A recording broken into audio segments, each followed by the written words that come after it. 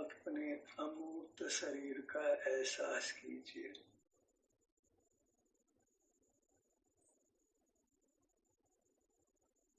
हमारा अमूर्त शरीर सुख स्वभावी है, इसलिए इस शरीर के एहसास में सुख या दुख दोनों से एक का अवश्य ही एहसास होता है, अनुभव होता है, और यह अनुभव ही हमको दुखों से मुक्त कर सुख में स्थापित करता है। इतना ही मोक्ष का मार्ग है। शरीर का एहसास करने में विघ्न होता है जब हम लौकिक जनों से व्यवहार करते हैं, खासकर उन लोगों से व्यवहार करते हैं जिनको शरीर का एहसास करने की रुचि नहीं है। वे अन्य ही बातें करते हैं, मोक्ष मार्ग की चर्चा वार्ता नहीं होती, पराधीनता की ही चर्चा होती है, पर की ही चर्चा होती है, और उससे हम अपने शरीर के एहसास से दूर होते हैं। यथासंभव हम ऐसे लोगों के संग से बचें, अन्यथा हमारा समय व्यर्थ होता है, हम अपने मोक्ष मार्ग से दूर होते हैं। मार्ग अस्ति नास्ति रूप है, शरीर का एहसास करना है, और शरीर का एहसास करने में जो भी विघ्न हो उससे अपने आप को दूर रखने का प्रयत्न करना है। एक तो हम स्वयं ही ज्ञान करने लगते हैं, दूसरा ऐसे लौकिक जनों का संग करते हैं जिनको शरीर का एहसास करने की रुचि नहीं है, तो फिर वे अन्य ही बातें करते हैं, सो पराशय रूप होती है, और उससे हमारा समय वृथा होता है। शरीर का एहसास करने से ही हमारी परिणति दिन प्रतिदिन उज्ज्वल होती है, अर्थात सुख रूप होती है, जिसकी हमको कांक्षा है। हम सुखी होना चाहते हैं तो सुख के मार्ग में ही हमको प्रवृत्ति करना चाहिए। वो सुख का मार्ग इतना ही है कि हम अपने शरीर का एहसास करें, क्योंकि वही हमारा है, इसके अलावा कोई पदार्थ हमारे नहीं है। तो अपनी वस्तु के आश्रय से ही हम स्वाधीन होंगे, और वस्तुओं का आश्रय करके तो पराधीन ही होंगे। पराधीनता में सारा जगत ही दुख का अनुभव करता है, स्वाधीनता में सुख का अनुभव होता है। तो स्वद्रव्य तो हमारा मूर्त शरीर है, तो उसके अधीन रहना है, उसके आश्रय से रहना है, उसका आश्रय उसके एहसास करने रूप है। उसमें सुख स्वभाव है, तो सुख का जो भी परिणाम है उसका हमको अनुभव करते हुए रहना है। रस वस्तु तो शरीर में सुख का एहसास नहीं होता, तो भी हमको उसी एहसास को करना है, कारण कि उस एहसास को छोड़ने पर हम इंद्रिय ज्ञान में होंगे, तो जिन्हें परमात्मा नहीं हो सकेंगे। एहसास कर लेना ही दुख से मुक्ति का मार्ग है, अन्यथा पराधीन चिकित्सा से तो पराधीनता ही बनेगी, और पराधीनता से हम कभी सुखी नहीं होंगे। हम दुख की स्थिति में शीघ्र ही पराशय कर लेते हैं, सो हमारी भूल है, उससे हम सुख नहीं पाते। कोई टेम्पररी सुख की स्थिति बने तो भी टेम्पररी सुख से हमारा काम नहीं चलता है, हमें स्थायी सुख चाहिए। स्थायी सुख पराधीनता से नहीं मिलता, स्वाधीनता से ही मिलता है। इस प्रकार भली प्रकार निर्णय करके, अच्छी तरह विचार करके, अच्छी तरह प्रयोग करके हम अपने मार्ग के प्रति निशंक होते हैं। निशंक व्यक्ति ही मार्ग पर चल सकता है। भली प्रकार निशंक होकर हमको अपने शरीर का एहसास ही करते रहना है। एहसास करते रहना माने शरीर में जो भी सुख दुख की स्थिति है उसका अनुभव करते हुए रहना, क्योंकि अनुभव सुख दुख का होता है। तो अपने शरीर पर आइए, और जो भी सुख या दुख, दुख का तो दुख भी अल्प हो तो मालूम नहीं पड़ता है, सुख भी अल्प हो तो नहीं मालूम पड़ता है, पर जब हम ठहरते हैं तो वह दुख या सुख व्यक्त होकर अनुभव में आने लगता है। ठहरना तो होगा, स्वभाव तो व्यक्त होकर रहेगा, बस थोड़ा ठहरना है। अपने शरीर में मन सिर से पैरों तक हमें ठहरना है, कुछ भी नहीं लगे तो भी ठहरना है। स्वभाव तो व्यक्त होगा ही, स्वभाव की अभिव्यक्ति रुकती है जब हम अपने शरीर का एहसास नहीं करके बाहर के पदार्थों को देखते जानते रहते हैं।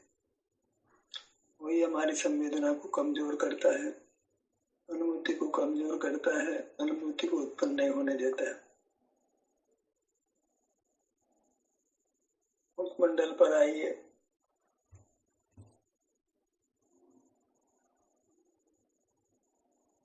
नानांग उपांग है, हर उपांग की एक अलग आकृति है, वह आकृति हमको स्पष्ट रूप से अनुभव में नहीं आती है, और सुख दुख तो स्पष्ट रूप से अनुभव में आता है। अभी आकृति को स्पष्ट रूप से जानने का प्रयत्न नहीं करना है। यहाँ तो सुख दुख की जो स्थिति है उसको वह स्पष्ट रूप से अनुभव में आती है, उसी का ही हमें अनुभव करने का प्रयत्न करना है। सिर का भाग,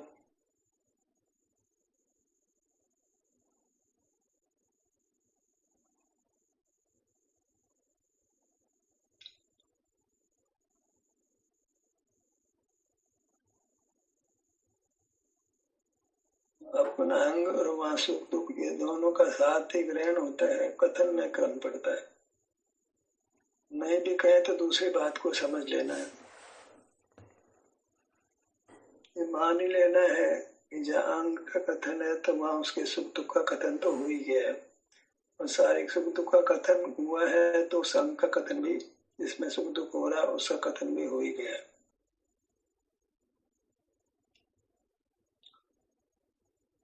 ललाट का भाग,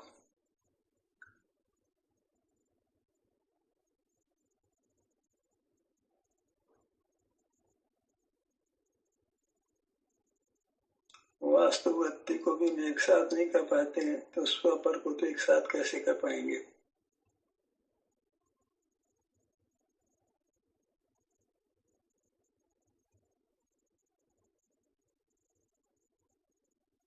ललाट का भाग,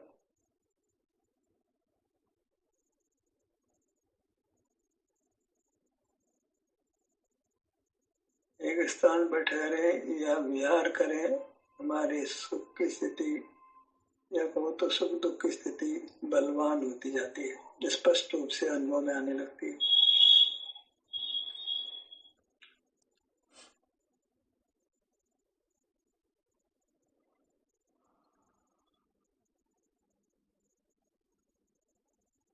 जब सुख दुख की स्थिति बलवान होती है, अधिक होती है, तो सहज ही ठहरना हो जाता है, कम यत्न की ठहरना हो जाता है।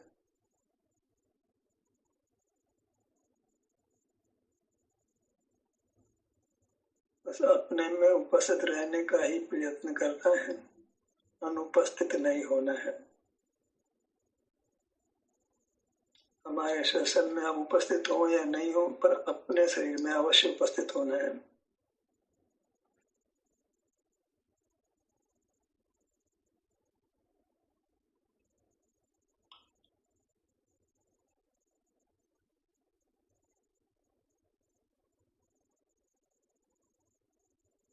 जो शरीर में उपस्थित नहीं है, धार्मिक अपेक्षा वह एब्सेंट माइंडेड है। एब्सेंट माइंडेड को हिंदी में पागल कहते हैं। होश ही नहीं है, बाहर रहकर अपने पाँव पे खुद कुल्हाड़ी मार रहा है, दुख के कारण को उपजा रहा है, यही तो पागल करता है। सारा ही जगत शरीर का एहसास करने का प्रयत्न नहीं करता है, तो ये कहा जाएगा कि सारा जगत ही पागल है। कभी कहा यह जग में अनिवार्य अज्ञान अंधेर छायो अति भारी। सारा जगत ही पागल है, तो हमें जगत से ही विमुख हो जाना है, सारे जगत से विमुख हो जाना है। किसी के प्रति रोचक भाव, प्रीति भाव नहीं रखना है।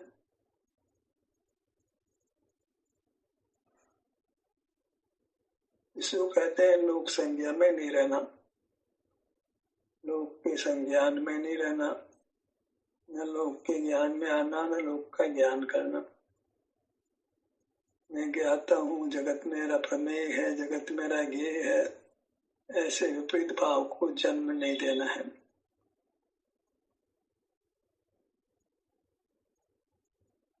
सारा जगत तो ऐसा ही मानकर जीता है कि मैं ज्ञाता हूँ और जगत ज्ञेय है। ये अत्यंत विपरीत चिंतन है, ये विभाव का वर्णन है, स्वभाव ऐसा नहीं है।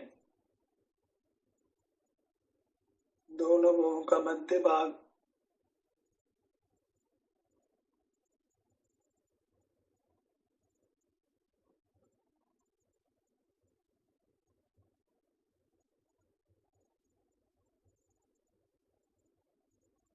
क्योंकि अनादि से संस्कार ज्ञान में रहने का है, तो सहज ही ज्ञान की प्रवृत्ति हो जाती है। तो यत्न से ही हम ज्ञान को रोक कर अपने शरीर का एहसास करते हैं। आगे आगे यत्न कम है, पर यत्न तो कम ज्यादा रहता ही है। और जब कर्म क्षय हो जाता है तो वास्तव में वह स्थिति बिना यत्न की होती है।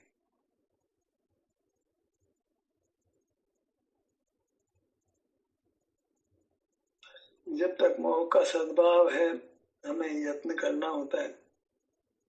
मोह का मन मोह कर्म का या पुद्गल का संबंध कहें तो हमें सावधान रहना है।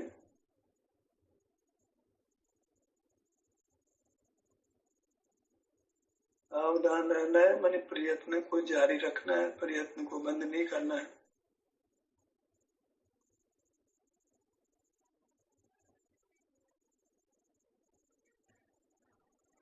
नेत्रों के भाग पर आइए।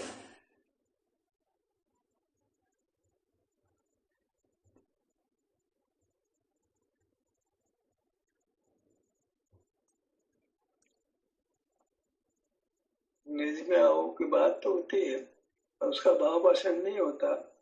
निज में आओ अर्थात अपने शरीर में आओ, भीतर में आओ माने अपने शरीर में आओ। भीतर क्या है? भीतर तो सिर से पांव तक ये मैं हूँ, ये शरीर ही है। शरीराकार होने से इसको शरीर कहना योग्य है, पर ये मेरा शरीर है जो अनुभव में आता है, ये पुद्गल का शरीर बिल्कुल नहीं है।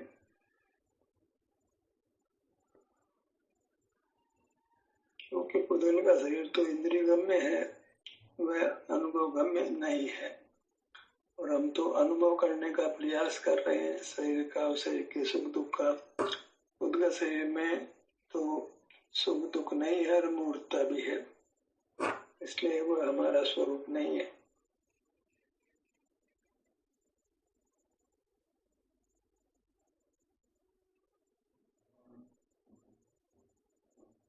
बाया नेत्र, दाया नेत्र। हम चाहें कि हम जगत के जीवों को मोक्ष मार्ग की प्रेरणा दें, तो प्रेरणा देने से पहले स्वयं हमें उस मोक्ष मार्ग में परिवर्तन करना होगा। हम मोक्ष मार्ग में परिवर्तन नहीं करें और दूसरे को प्रेरणा दें तो वह सब वृथा होगी। हम प्रेरणा देने के पात्र भी नहीं होंगे, हमारी वाणी भी तदनुसार नहीं होगी, फिर विपरीत मान्यता का ही प्रतिपादन करने वाले हैं।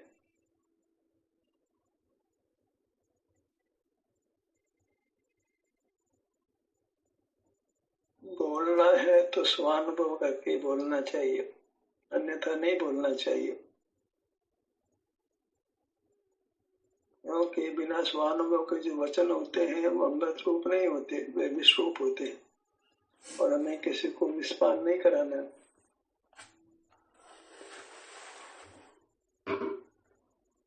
कभी कहते हैं हितमित प्रिय बोलो। हितमित प्रिय कब बोला जाता है? जब हम स्वानुभव करके बोलते हैं।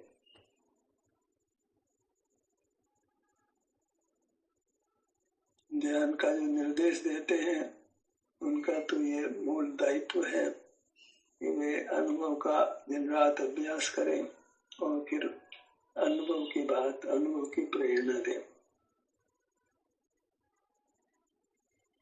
अनुभव का अभ्यास कराएं। जो स्वयं अनुभव का अभ्यास नहीं करता है वह दूसरे को अनुभव का अभ्यास कैसे करा सकता है?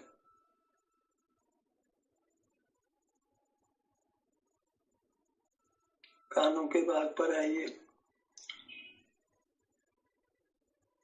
हर भाग में सुख या दुख की स्थिति का हमको अनुभव करना है। अपने आप होता है, यत्न से भी करना है।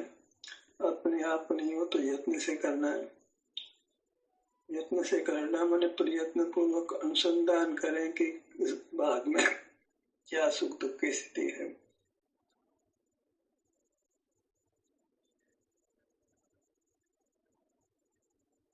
अभी आकृति को स्पष्ट रूप से जानने का प्रयत्न नहीं करिए, केवल सुख दुख की स्थिति को स्पष्ट रूप से अनुभव में लेने का प्रयत्न करें।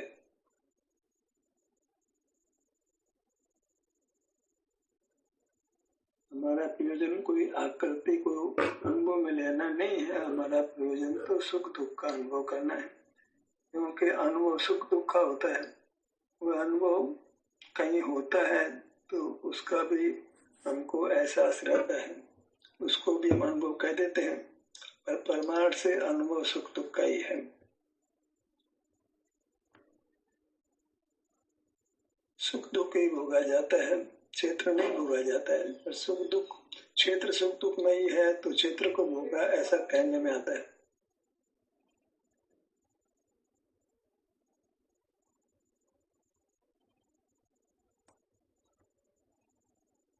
नासिका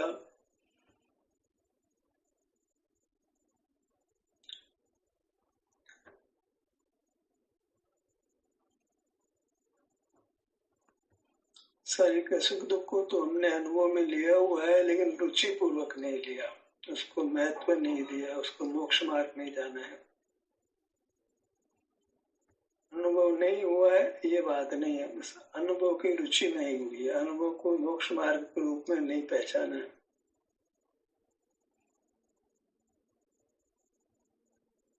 होठों के भाग पर आइए।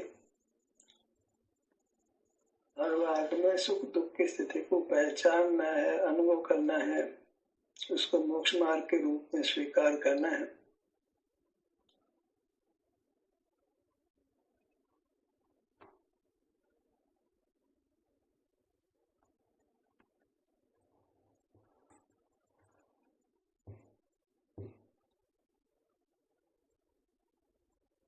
लोक संज्ञा से बचना है, अर्थात लोक के जीवों से कम संसर्ग रखना है। तभी हम अपना अनुभव करने के लिए समय निकाल पाएंगे। समय बहुत कीमती है, पल पल बहुत कीमती है, आयु थोड़ी है।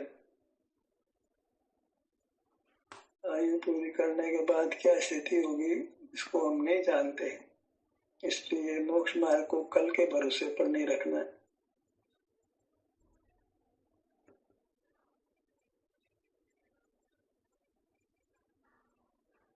जो करना है अभी करना है, अब करना है।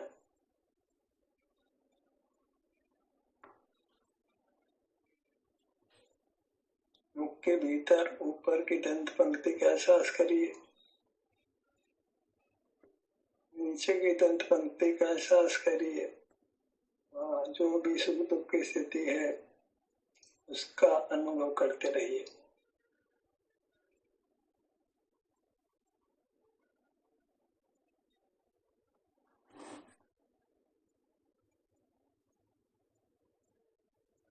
जीवा हमें अपने शरीर के अंग उपांग और वहां सुख दुख की स्थिति इतने तक सीमित रखना है, इससे अधिक शब्दों के प्रयोग से यथासंभव बचना है।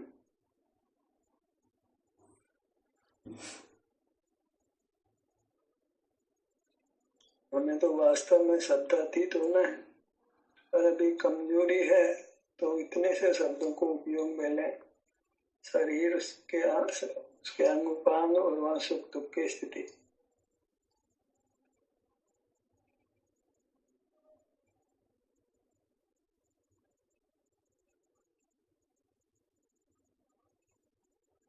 तालु, कंठ,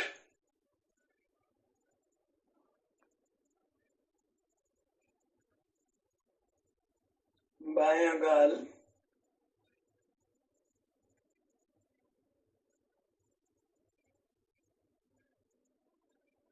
ऐसा हो सकता है कि कोई सुख भी नहीं है, कोई दुख भी नहीं है, ऐसा लगता ही है, और अवश्य ही वो में से एक स्थिति है। दुख नहीं है तो हमको अच्छा लगता ही है, भले उसको हम पहचाने नहीं।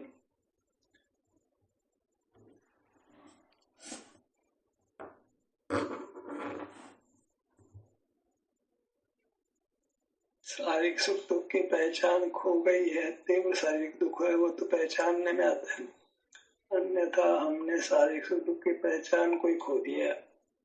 इस वैश्विक सुख दुख को तो अच्छी तरह पहचानते, विषयों के साथ तो मानव में एक रस ही हो गए हैं, उन्हीं के साथ जीते हैं, उन्हीं के साथ मरते हैं, अनादि से ऐसा ही करते हैं। पूरा मुखमंडल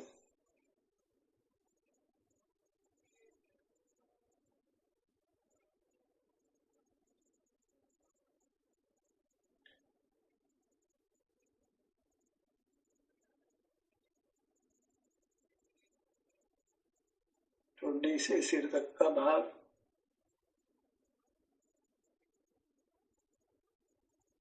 बाएं कान से दाएं कान तक का भाग,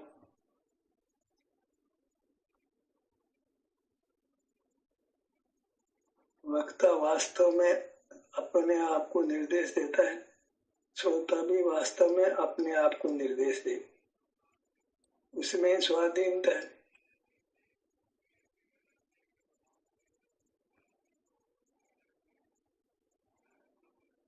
पराधीनता को कम करते हुए पूरी तरह समाप्त कर देना है।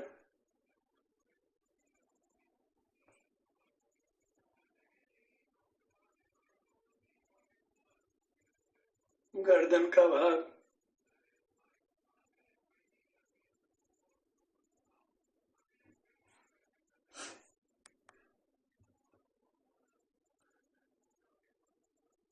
यह स्वस्थ होने और स्वस्थ रहने की विधि है। अपने शरीर का एहसास करना ही स्वयं में स्थित होना है, उससे क्रम क्रम से हम स्वास्थ्य को प्राप्त होते हैं।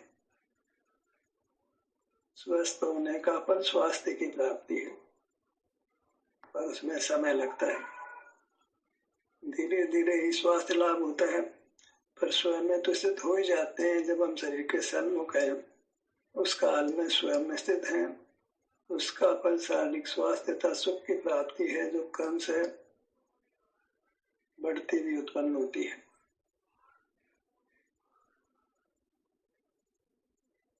कंधों का भाग,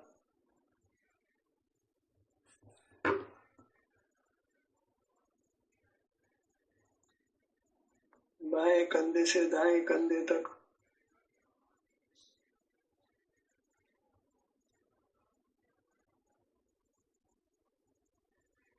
अपना अमूर्त शरीर है, ये वास्तव में भगवान है। सुख स्वभावी होने से इसको भगवान रूप से ही देखना है, स्वीकार करना है।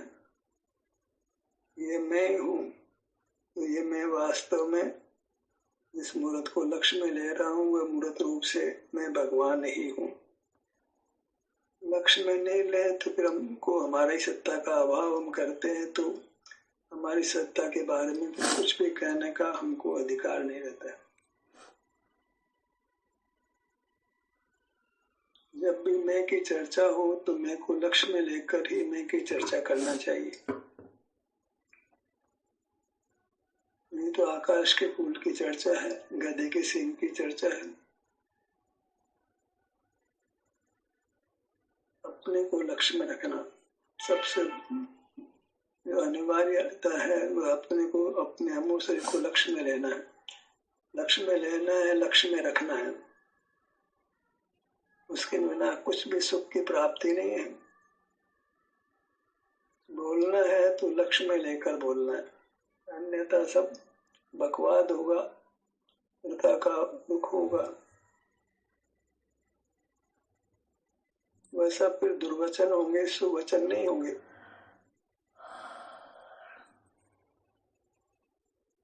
सीने का भाग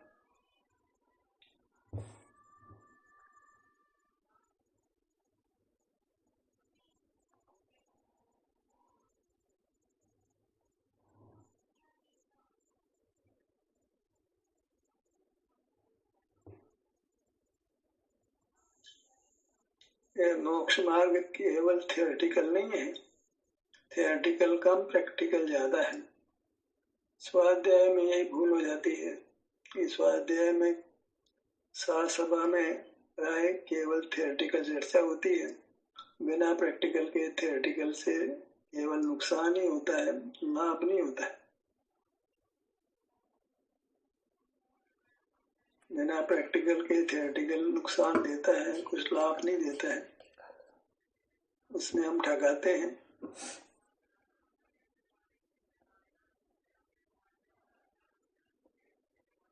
पेट के भाग पर आइए।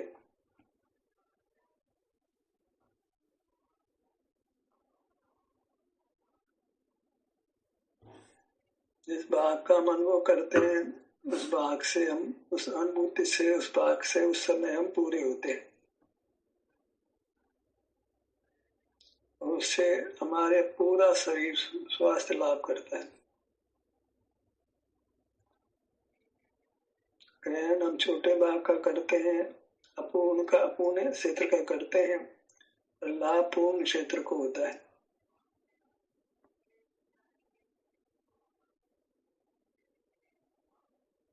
पीठ के भाग पर आइए।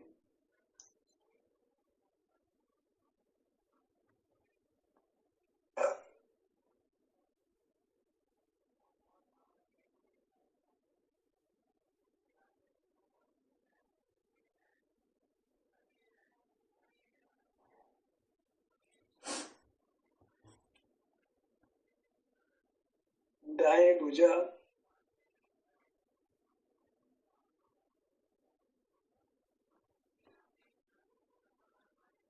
सुनना इंद्रिय ज्ञान है, दोष रूप है।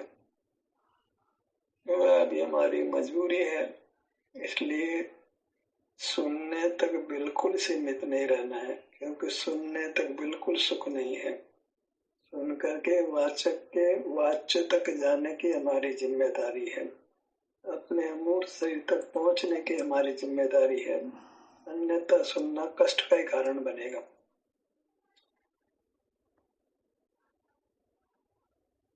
बाई भुजा,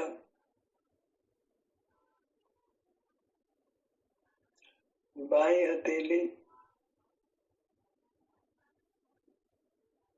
दायां पैर,